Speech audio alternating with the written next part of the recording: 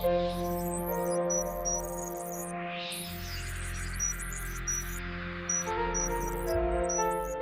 you're planning to play Rohan 2 on Cross, one of the first big decision is choosing your race. In this video, I'll explain the Dark Elf in simple terms.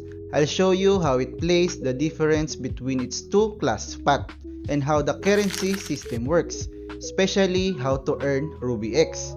Everything is explained clearly. So first off, what is Dark Elf? Dark Elf is a magic-based race in Rohan 2. They focus on intelligence and magic skills. They have good skill range and decent movement, which makes them comfortable for both farming monsters and fighting other players. If you like playing as a mage, this race is worth considering. Warlock versus Wizard, which path should you choose? At level 50, you can do a class advancement and choose between two paths. You will also need a specific weapon. So if you wanna go Warlock, it requires a sight.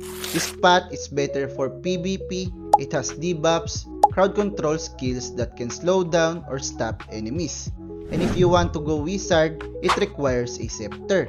This path is better for farming, it has strong area damage skills that can hit many monsters at once. Choose Warlock if you like PvP or Wizard if you want to farm and level faster. How does Dark Elf feel in gameplay? In this clip, I'll show you some of the gameplay for Dark Elf. Dark Elf feels smooth in normal gameplay. Your skills have good range so you can attack from a safe distance. The Wizard path clears normal monsters quickly in PvP. The Warlock path can control enemies. However, Dark Elf is not very tanky, so positioning is important. So the pros are strong magic damage, good crowd control, flexible for farming and PvP. The cons are not very tanky and needs good positioning. Next is understanding the currency, the Cron and Ruby. In Rohan 2, you mainly farm Cron through gameplay. You can then sell or exchange your Cron for Ruby in the in-game market. Ruby is the main currency used for the token system. After getting Ruby, you can convert it into Ruby X. So here's the simple process. The first step is you farm Cron. You do it by killing monsters, doing quests, running dungeons, and joining events.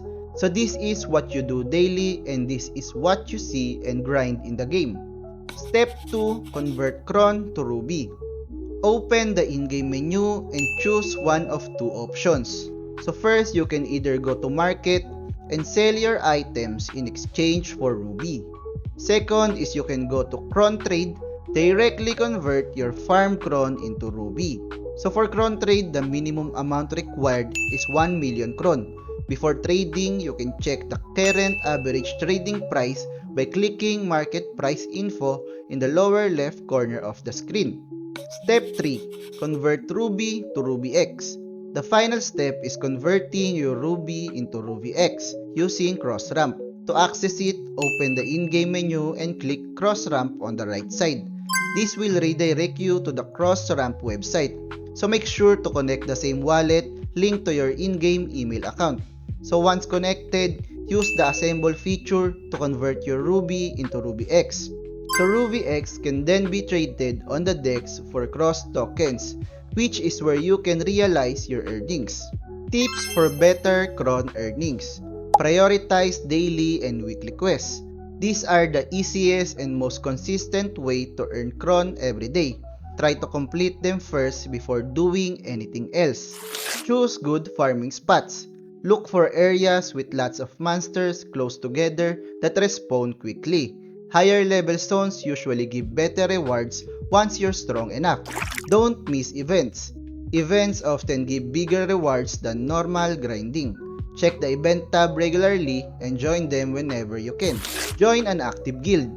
Guilds give extra quests, group activities, and sometimes shared rewards. Playing with others also makes farming safer and more fun. So a bonus tip is sell your Cron at the right time in the market when the price is good to get more Ruby. That's the simple breakdown of Dark Elf and how the currency system works in Rohan 2 Global.